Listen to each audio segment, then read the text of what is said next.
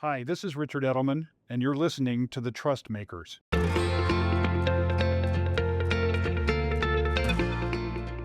Hi, everyone. My name is Amanda Edelman. I am the Deputy General Manager for our Chicago office, as well as the COO of Edelman's Gen Z Lab. It has been an interesting time in the world, to say the least, in particular looking at Gen Z.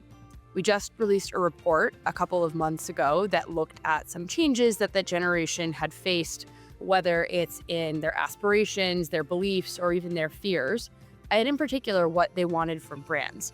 So, with that being said, I am incredibly happy to introduce our guest today, Doug Martin, who is the Chief Marketing Officer for General Mills. Doug, welcome to the Trust Makers. Amanda, thank you for having me. This is going to be a fun conversation. Absolutely. So, I wanted to start with a deceptively easy question, which is look, the world has changed a lot in the past few years. And I think this is particularly relevant for any company that wants to appeal to Gen Z and as much in the cultural zeitgeist as General Mills. So I'm really curious just what you're seeing right now, and in particular, what you feel like has changed to say, 4 or 5 years ago. Yeah, I mean, you are, first of all, super right that the world is really changing right now. And if I think about, even 4 or 5 years ago, it's not that long ago. It feels like the pace of change in the complexity in the marketing ecosystem is really ramping up. One of the things 4 or 5 years ago, we were all very aware that streaming was the next big thing and that, one day linear would decline. And I feel like that's another example of something that has continued to accelerate faster and faster. And so getting, your audience together, if you're a big brand, we have a lot of big brands, we're in a lot of households, even just connecting with the right number of people is a little bit more complicated today than it used to be. I'm really curious, when was this something that you and the team at General Mills started to pick up on and started to think about? Because I think perhaps we're all surprised by how much it's accelerated, but to an extent, it's not super new. Yeah, no, it's definitely not new news. And I think more than anything, it is us seeing day in, day out the places where the things that we thought were happening are happening. They're happening faster than we expected. And we're seeing, the examples of brands that are doing it well and the examples of brands that aren't doing it well. So this idea of, just taking audience fragmentation, we knew it was coming. I was a marketing manager on Cheerios probably 12, 13 years ago. And one of the struggles at that time was Cheerios has this like incredible place as the first finger food. Baby turns like 9 months old and it's like a really important developmental milestone to pick things up with your pincer grip. 12 years ago, we were like, well, we know that's important. But the problem is at any point in time in America, there are only X many 9-month-old babies.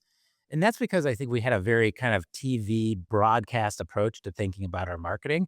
That's just obviously not true anymore. Your ability to get that message to that person who's looking at their phone, the way you talked about, is very different than it was before. So in some ways, that's the exciting thing is it allows you to click into more distinct benefits, more distinct communications that are very relevant or extremely relevant at a moment in time, rather than having to say one thing to everyone everywhere. One of the interesting trends that our research picked up is this idea that for Gen Z in particular, the world has shifted from we to me. And this is actually quite a recent trend because when we did our inaugural report in 2021, what we actually found is that they were this collective, almost altruistic generation of we over me. They went to rallies together, they were sort of socially idealistic. But now we're in this era of grievance, unfortunately, for young people. Things feel more zero sum. And so they've become a little bit we over me. I mention this because I think that there's a connection there of having these sort of individual experiences, whether that's through a sort of linear advertising, whether that's through your relationship with a brand, um, and this sort of uplifting of the individual over the collective. I'm curious if that resonates at all, almost from like a consumer psyche perspective. Well, I tell you what really resonates is this idea that it's not easy for consumers right now. And I think Gen Z in particular, we've had a lot of conversation. They've been through a lot. You think about where they were at various developmental milestones, and it was tough. And so I think if you look at that, or if you look at people, dealing with economic uncertainty, any of those things, I think it's very natural in that moment in time when you're feeling unsure of what you can count on to think, well, at least I can figure out what's in it for me with this particular brand experience, et cetera. And so one of the things we've been talking about for a long time is that, our intention is for our brands to solve problems and deliver joy. And I think sometimes you can think about that, solve problems, and you can start up at a really high level of like, whatever, world peace and hunger. These are problems that brands should tackle. And of course, those are important issues. But I think what we've been very much focused on is let's make sure we're solving real problems in the real world for real consumers. And so, it can be that a brand like Pillsbury cares about important societal issues. And it also can be that it's Thursday, it's 4 o'clock, and you got a young mom who's still got to make dinner again tonight. And that sucks. And I am sick and tired of coming up with ideas, and a brand that comes up with a real idea that works for me, that makes that process easier. That's solving a problem too. And then the flip side of that, I would also say is it's a good time to be delivering joy. And so when we're looking at some of our activations, I like to first react to anything we're looking at with through a human lens. If I laugh out loud, like maybe there's something there. I was just looking at some kind of rough cuts of some creative spots and some extra things that got picked up on set. And there were a couple where I'm like, well, I don't know if that's a commercial or not, but it was funny.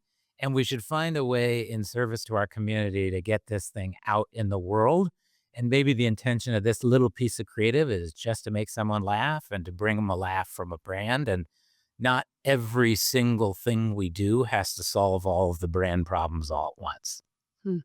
What I'm really struck by and sort of hearing you speak about this is frankly your empathy and really understanding your consumers and some of the broad challenges they face, some of the day-to-day challenges that people are facing. And frankly, that's one of the things that we try to do at the Gen Z Lab is that I think sometimes people are all very well intended in the type of work that they're trying to do and the type of problems that they're trying to solve. But I think if you don't understand the problem, if you don't understand the consumer, the work that you do can miss the mark if it's coming from a wrong base of understanding. And again, I think you've done such an excellent job at articulating who your consumer is and really empathizing with their experience from the sort of micro, okay, dinner's frustrating to macro economic uncertainty. I'm really curious how, if you think that that is sort of a company wide mindset and ethos, and as the consumer has changed, as the world has changed, how you've really been able to keep your finger on the pulse of, who your consumer is and what they experience and what they care about. I mean, that's a huge and important question. And I think there are a lot of different facets to the answer. I will say, I always feel fortunate that, working in a company that sells food, like it is as fundamental as it can be. I always tell people, like, if you don't know anything about someone, but you knew exactly what they ate for 2 straight weeks, you would know a lot about someone. It's who we are. Then I would say there is a constant need to actually be with consumers and experience some of that emotion. That exact example about dinner time, it actually didn't occur to me how emotional that particular quote unquote problem is until you hear moms talking about it, right? It's not a mild inconvenience. It's like actually connects to how they perceive themselves as a mother. How successful am I doing this like incredibly important job is how I feed my family. So it quickly clicks down into things that are very deep, right? But you do need to spend some time with consumers in order to feel that emotion.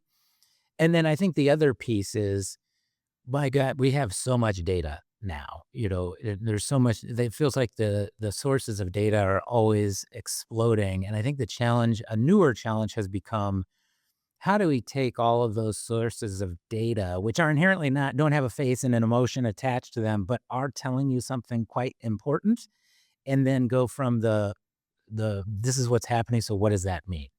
How do we take data sources like, retailer data, syndicated panel data and say, wait a minute, there's something going on with snacking here. It's a change in behavior. Let's understand why. And then maybe after the fact, we put a face to it with talking to a consumer, but the speed with which we need to react to some of those kind of more, um, I would say, purely numerical type of data insights that are coming in needs to be increasing at all times. Smart. I think everything you've shared makes a lot of sense. And I think one particular area that I'm struck by, as you're saying, you need to really understand the consumer. In our most recent trust barometer, our headline was Crisis of Grievance. All right. And what that means is that a growing number of people around the world are feeling aggrieved. They're feeling resentful. They're feeling they're not getting their fair share. And this is particularly true for Gen Z. Gen Z is the most aggrieved generation globally compared to all others. And obviously, the consequences of this are not great for society, for how this generation feels. I'm really curious if this is something that you're picking up as you're keeping your ear to the ground around how consumers are feeling. And in particular, I think that there is a seeming tension that actually I think can be resolved in an almost solutions oriented way around bringing joy. Yeah. And the tension, of course, is okay. People are aggrieved. You know, how do you make people laugh and imbue levity in things in a way that's not tone deaf, but actually is exactly what people need? And it seems like it's almost a tightrope to walk. Yeah, I mean, for sure, if you have access to the internet, I think that grievance is something you're going to see pretty quickly. So we know the context of the environment. I think it may be a simple question with not a simple answer, or a good question with a complex answer. For me, I think there's two pieces of this. One is we've spent a lot of time talking about what does it take to build an enduring and distinct brand? Like, what are the things about your brand that are not going to change over time? And there's tactical things like, your colors and your logos and things like that. But I think actually clicking into what are the sort of values of your brand and how can those stay consistent so that you know how you want your brand to show up. I think maybe paradoxically, the other side of this is kind of realizing the role your brand plays in consumers' lives. So, when I'm talking to the team who are working on Gushers, I tell only you guys are thinking about Gushers 8 hours a day. 8 hours a day is hard to be as accomplished professionally as it seems that you are if you're spending that much time on Gushers. Let's not minimize the importance of Gushers to Yeah. my childhood, but Okay, no, fair. I'm So a just kidding. very small number of consumers. The point being, like, people are going through a lot, and Gushers and Fruit by the Foot and our role in this can be to be silly. We're not going to be silly about serious issues. In fact, we probably may not engage on certain serious issues, but like what we can be is 27 seconds of fun in a day in the way that you eat the product. We can be a couple of seconds of fun in the way that we communicate about the product. And we should feel good about that role. That is a positive and necessary role in society. And then on the flip side, you have a brand like Cheerios, which obviously is an emotionally connected and like deeper caring kind of a brand. So it's not going to be as silly, but we are going to bring a level of care to our communications that has more of a family vibe and a nurturing vibe. So understanding those zones and saying these are the Cheerios never going to violate this. Gushers is always going to be over here, and then letting them kind of be in their lane in a world that is always going to be complex and have a lot of good and bad things going on. Basically, you don't need to be all things to all people. And you cannot be. Yeah. You really cannot be. That is a real recipe for failure for a brand. And one of the things, again, that we've been talking about is a brand has to make choices, partially because you've got, a limited amount of attention you can go get. You've got a limited amount of dollars that you can spend. And so you have to decide what you care about, and it cannot be everything. And the things that you say you care about have to be consistent over time and come with action. So, a great example in our portfolio with the Nature Valley brand. Nature Valley cares about connecting people to the outdoors. And so as a part of that, we've been supporting national parks for, 15 years. Like, this is something that we care about. Now, there are a lot of things you can imagine brands getting involved in that is going to be way outside of that realm. But like, this is what we care about. This is where we're consistent, and this is where we're going to leverage our voice. Not everywhere. In some ways, I think you guys are ahead of the curve, having this sort of perspective that you've had for a long time of being very well defined about the permission space for each brand. That's actually something that we're leaning into quite a lot right now is this idea of the permission space and Hmm. being almost scientific about how we define that. Do you have a right to be in this conversation? And have you earned it? Exactly. Yeah. And to your point, what are you obligated to speak out on? And it's exactly as you say, is that it can't just be words sort of thrown into the ether. People are too smart now. And particularly Gen Z, they have this forensic ability to get to the truth because they were born as digital natives.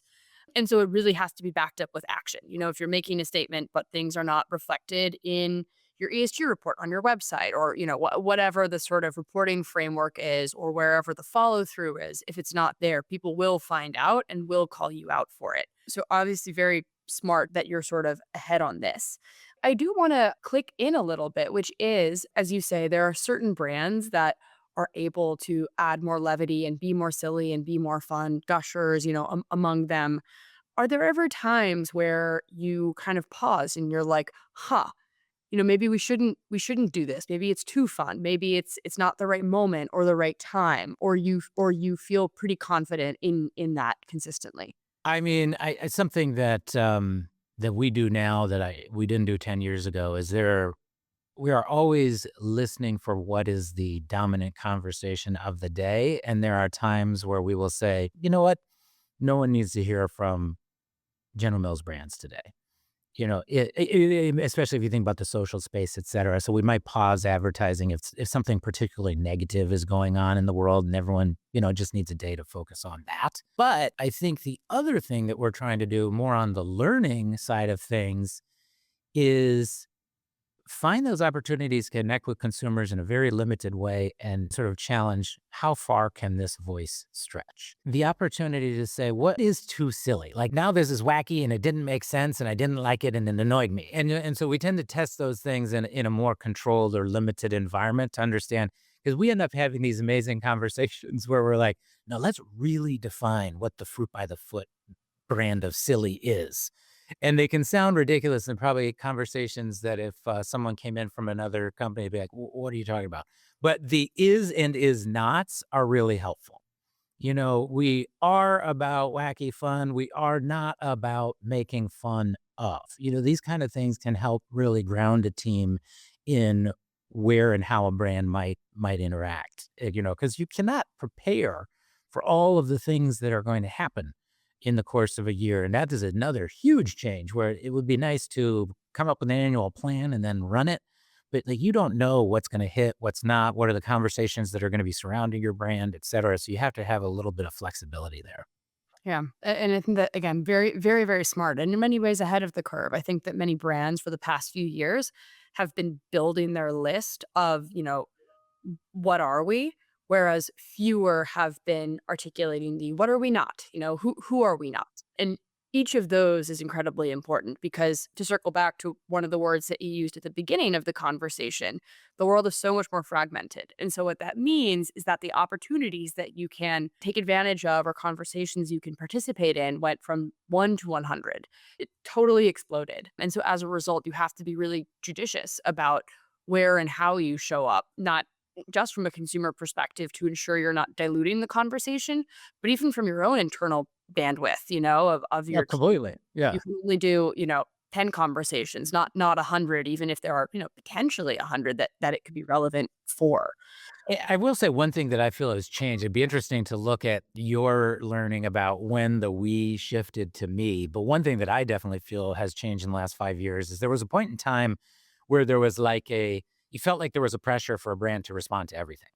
Negative event A, B, C, D, whatever it is, like, hey, what's Chex Mix think? And that was internally a lot of pressure where like, I don't know that Chex Mix needs to weigh in here. We're pretty excited about bringing 5 different things together in a snack mix.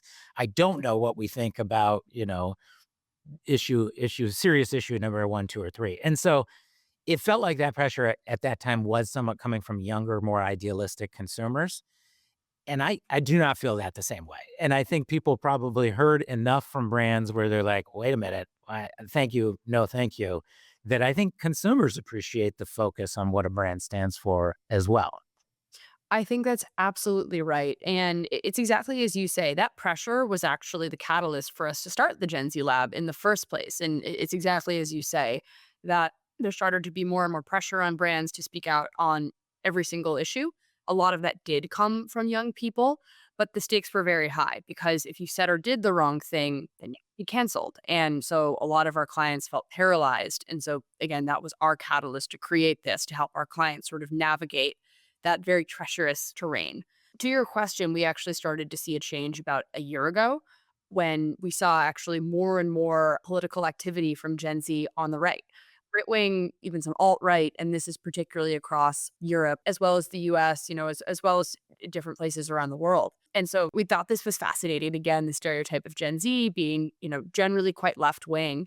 And so looked into that. And that's when we saw this data that they were highly aggrieved, creating a sort of zero sum mindset that dovetailed with this more sort of politically fragmented perspective. So, all this to say, sort of your perspective of the pressure of 4 years ago to respond to almost a checklist of items has absolutely receded as sort of a corollary with some of the political and otherwise psyche changes that I've just described. And I would agree with you, which is that I think people very much appreciate for brands to speak up and act in sort of areas that are relevant to them. I think gave a great example of Nature Valley, funding park services and being very intertwined with that. Like that is a very, very strong action set and permission space. And anything that falls in that is not only is it fair game to speak out on, but there's an obligation to. And if you don't, your consumers and the general public will get mad at you.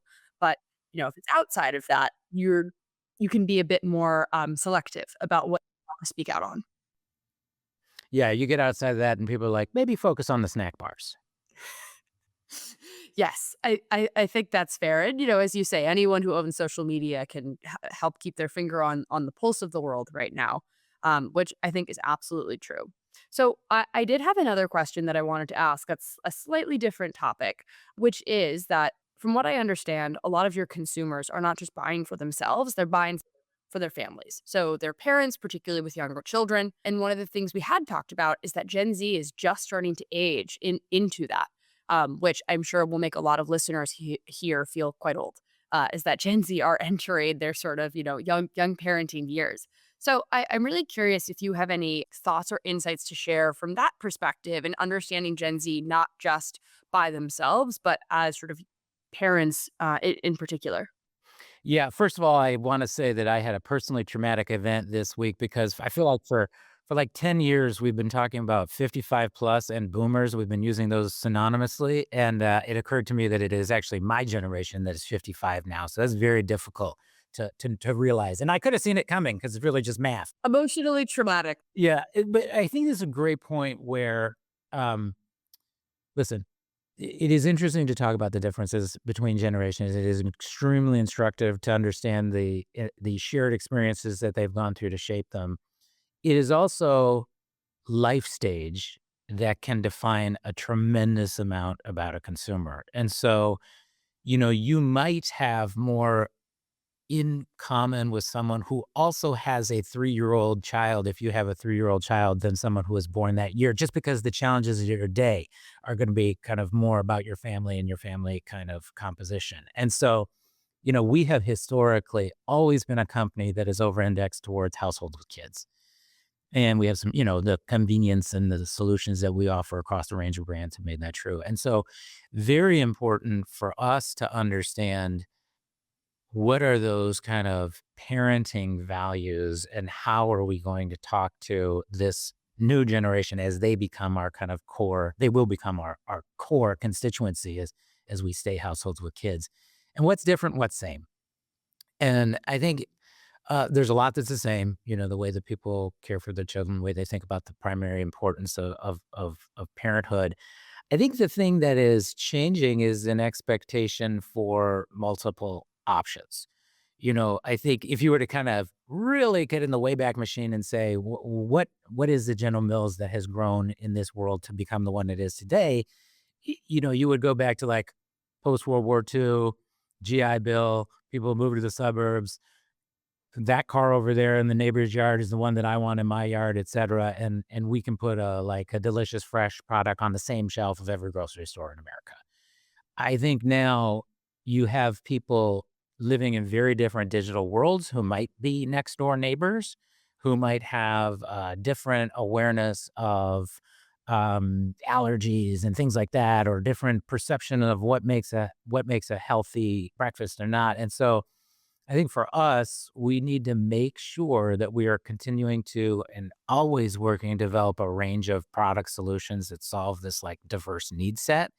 And that's an evolution over a long period of time, but that I think is kind of coming into focus with Gen Z coming into their parenting years. Yeah, so smart. And again, it all goes back to this fragmentation because the information that we're receiving is so different based on personalized and curated algorithms. It creates totally individualized and personalized outcomes. So to your point, whereas before we were more able to generalize demographically on geography or income or age, even now as a result, if you're part of this generation or whatever it is, it's more difficult. You might not share the same values.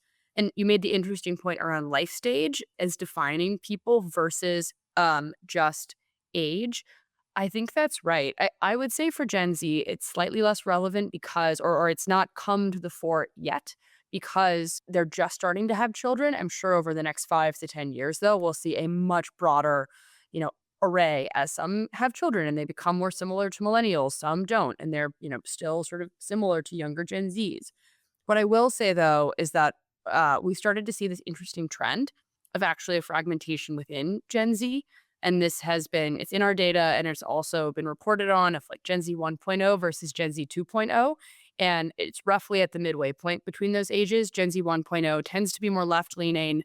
They're the ones who did college or high school during COVID and had the worst impacts of that. And they tend to actually be the stereotype of Gen Z that we think of. Whereas Gen Z 1.0, they're younger, they're much more skeptical of institutions, even, tangentially more MAGA aligned. And they're actually starting to get older and have more influence both culturally and commercially. So that for me is something I'm really interested in is, okay, how is this sort of second half of the generation, Gen Z 2.0, going to be different from the first and further change our cultural norms, not just for this generation, but across the board? Yeah, I mean, I think obviously there's no one single Gen Z, just like there's no one single multicultural consumer. But with the pace of change, it doesn't surprise me at all that your younger Gen Zs would have had a very different experience than the older Gen Zs, where they were when certain massive events happened. The popularization of things like artificial intelligence, et cetera. Like their actual experience is different from people who are not that much older than them. So that's super interesting. Absolutely. So, Doug, we're almost at time. I want to leave with one final question, which is for anyone listening, what advice or thoughts would you want to leave them with in this world, as you say, that's fragmenting, where the pace of change is only accelerating and all of these things are happening? I would say a couple things. First of all, I always tell people if there's one thing that I look for when I'm talking to someone and thinking about a job is I want to see a burning sense of curiosity. I feel like you cannot coach curiosity. And so people who are interested in learning are people who will figure it out one way or another. So I tell people that, first of all. And I think I would also say that we talk a lot and for good reason about how much technology is changing. It's incredibly interesting. I'm kind of personally always trying to grow in that area. I think it's also worth thinking just how much people and fundamentally how we make decisions are not changing.